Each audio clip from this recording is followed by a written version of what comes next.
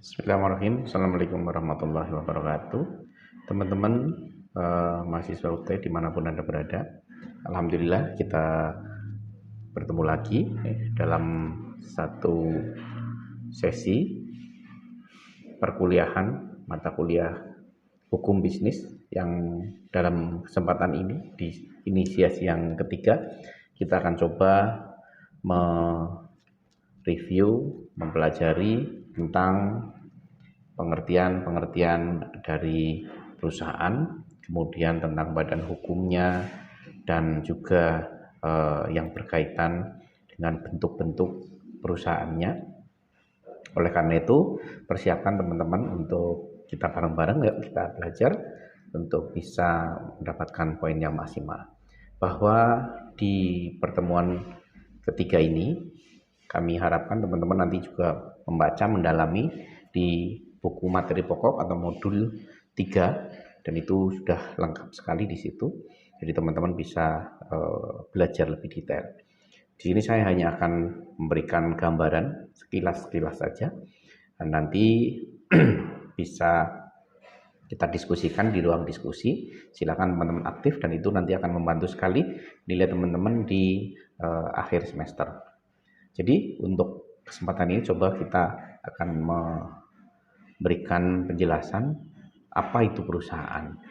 Jadi perusahaan adalah setiap bentuk usaha yang menjalankan setiap jenis usaha yang bersifat tetap, ya, ingat tetap dan terus menerus, ya, dan didirikan, bekerja serta berkedudukan dalam wilayah negara Indonesia untuk suatu tujuan memperoleh keuntungan atau laba. Itu adalah pengertian perusahaan. Jadi teman-teman harus ingat, ketika usaha itu dijalankan bersifat tetap terus menerus, kemudian didirikan, bekerja dan berkedudukan di wilayah NKRI, kemudian juga mempunyai tujuan untuk memperoleh keuntungan atau laba, itu yang dinamakan perusahaan. Kemudian unsur-unsur perusahaan, teman-teman ada 7. Tolong harus diingat-ingat, ada 7 unsur perusahaan. Yang pertama adalah adanya badan usaha, ya. Terus yang kedua adalah melakukan kegiatan dalam bidang perekonomian. Jadi yang namanya perusahaan itu melakukan kegiatan dalam bidang perekonomian. Kemudian yang ketiga, dilakukan secara terus-menerus. Ya, jadi tidak satu tahun ini berhenti terus kemudian nanti tahun ketiga baru jalan lagi, tahun kedua break. Enggak, harus terus-menerus. Kemudian bersifat tetap, ya, tidak berubah-ubah. Kita tetap, terus kemudian secara terang-terangan, tidak sembunyi-bunyi. Ya, kalau sembunyi-bunyi itu namanya apa? Mafia, ya. Kemudian dia juga mencari keuntungan dan laba serta adanya satu unsur pembukuan. Ya, jadi 7 itu unsur perusahaan. Kalau ada salah satu yang tidak ada berarti tidak bisa disebut satu perusahaan.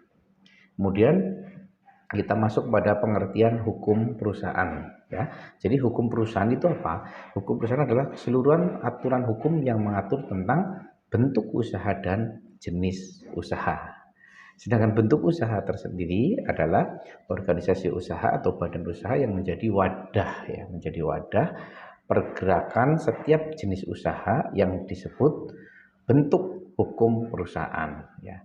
Organisasi atau badan usaha tersebut diatur atau diakui oleh undang-undang, ya, baik bersifat perseorangan, persekutuan atau badan hukum. Nah, itu pengertian dari hukum perusahaan. Kemudian kalau kita lihat dari jenis usaha, ya, jenis usaha adalah berbagai macam usaha di bidang perekonomian, yaitu bidang perindustrian, bidang perdagangan, dan atau bidang jasa. Nah, itu adalah jenis usahanya. Kemudian kalau pengusaha, nah ini perusahaan tadi, sekarang adalah pengusaha. Pengusaha adalah orang yang menjalankan perusahaan atau menyuruh orang untuk menjalankan perusahaan, ya. Jadi pengusaha itu dia bisa mengurus sendiri usahanya atau bisa mengangkat direktur ataupun manajer untuk mengelola atau menjalankan perusahaannya. Nah, dilihat dari segi fungsinya ada 3 eksistensi pengusaha. Yang satu pengusaha yang bekerja sendiri, ya, pengusaha yang bekerja dengan bantuan pekerja. Jadi dia tetap yang mengerjakan perusahaan itu, tapi dia mengangkat pekerja. Kemudian yang ketiga adalah pengusaha yang memberi kuasa kepada orang lain untuk menjalankan perusahaan, atau dia hanya sebagai komanditer saja, pemilik, kemudian owner, kemudian dia mengangkat CEO atau direktur untuk menjalankan usahanya. Itu adalah fungsi dari pengusaha dilihat dari eksistensinya. Kemudian dalam menjalankan kegiatan perusahaan, pengusaha bisa dibantu. Satu tadi ada pembantu di dalam lingkungan perusahaannya, contohnya adalah pelayan toko, pekerja keliling, ya, ownernya adalah yang punya. Kemudian yang kedua, membantu di luar lingkungan perusahaan. Itu bisa agen perusahaan, bank dan sebagainya, itu adalah yang ikut membantu dari sisi pengelolaan atau kegiatan perusahaan. Nah, sedangkan klasifikasi perusahaan, ya, kita bisa lihat ada satu dilihat dari segi jenis pemiliknya, yang kedua adalah dari status pemiliknya, yang ketiga dari bentuk hukumnya, yang keempat adalah dari badan hukumnya, dan yang kelima adalah perusahaan bukan badan hukum atau swasta, ya. Kita lihat satu-satu. Jadi dari segi jenis atau jumlah pemiliknya adalah perusahaan perseorangan atau perusahaan persekutuan. Kemudian kalau dilihat dari status kepemilikannya, itu perusahaan swasta atau perusahaan negara. Kemudian dari bentuk hukumnya bisa perusahaan berbadan hukum atau perusahaan bukan badan hukum. Nah, kalau dari perusahaan berbadan hukum itu bisa diklasifikasi lagi, ada perusahaan milik swasta atau perseroan terbatas dan koperasi, dan juga perusahaan milik negara atau ya perum atau persero, ya. Kemudian yang kelima itu klasifikasi perusahaan berdasarkan bukan badan hukum atau perusahaan bukan badan hukum atau swasta, perusahaan perseorangan atau persekutuan yang dimiliki oleh swasta, ya. Itu adalah klasifikasi perusahaan. Kemudian berdasarkan klasifikasi tersebut maka dapat dibedakan 3 jenis bentuk hukum perusahaan. Yang pertama perusahaan perseorangan, yang kedua adalah perusahaan persekutuan bukan badan hukum, dan perusahaan badan hukum yang terdiri dari swasta dan juga BUMN. Nah, ini adalah klasifikasi dari bentuk badan hukumnya, ya, bentuk hukum perusahaan itu. Jadi perusahaan perorangan, perusahaan persekutuan bukan badan hukum, dan juga perusahaan badan hukum, ya. Itu. Kemudian bentuk usaha bukan badan hukum. Nah, apa itu? Yang pertama ada dia bentuk usaha tapi dia bukan badan hukum. Jadi contohnya adalah persekutuan firma, ya. Persekutuan firma adalah persekutuan perdata yang didirikan untuk menjalankan perusahaan, ya, dengan nama bersama sesuai dengan pasal 6 KUHD. Unsur-unsur pokok firma yaitu ada persekutuan perdata, kemudian ada menjalankan perusahaan dengan nama yang bersama-sama, ya, itu, dan juga tanggung jawab sekutu bersifat pribadi untuk keseluruhan, ya. Kemudian kalau persekutuan komanditer adalah persekutuan di mana firma yang mempunyai satu atau beberapa orang sekutu komanditer, ya. Jadi ada pengembangan dari firma. Ya, persekutuan komanditer mempunyai 2 macam sekutu, yaitu sekutu komplementer atau aktif, dia menjadi pengurus persekutuan, atau sekutu komanditer atau sekutu yang pasif, tidak ikut pengurus persekutuan. Nah, contohnya ketika kita mendirikan satu CV, kemudian di CV itu dipunyai oleh saya dan teman saya. Teman saya hanya menyetorkan modal, sedangkan saya setor modal dan saya menjadi direktur di situ. Nah, itu berarti saya sebagai sekutu sekutu komplementer, ya. Teman saya menjadi sekutu komanditer, ya. Itu contohnya.